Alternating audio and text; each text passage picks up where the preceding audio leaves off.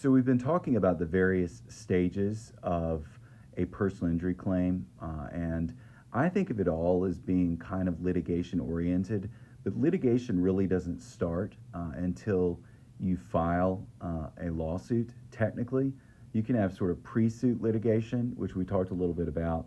But with respect to the litigation phase, that's where you draft what's called a complaint, which is just a lawsuit, and you say, this is the person that was injured, this is the at fault party.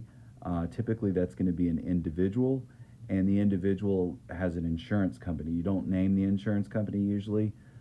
If you have issues where there's underinsured motorist coverage or there's no coverage at all, uninsured motorist coverage, sometimes you'll list what's called an unnamed defendant, which is the insurance company. There are rules of evidence where you can't mention insurance companies.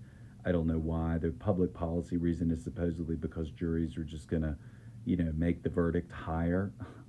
I mean, that's just crazy. In reality, they're probably not going to, because they're not going to want their own insurance rates to go up. That's honestly what's going to keep a lot of jurors from, wanting to rule in someone's favor and give them much money, because they don't want to see somebody get a lot of money. Sometimes you can't generalize about jurors, but that happens. But pre-suit, or when you have the litigation phase, so you're filing a lawsuit, you're trying to serve the other party, meaning you're going to serve the at-fault party, the defendant is what it's called, and then potentially a third party. You might have a third-party defendant, which, if you're at various instances where you can have like an employer or something like that you're going after, or just other various parties, the insurance company, but again, they'd be the unnamed defendant. That's, you're going to want to serve them, because if you don't serve them within a certain period of time, you have to reissue the summons, and that can be definitely an issue if you're dealing with statute of limitations.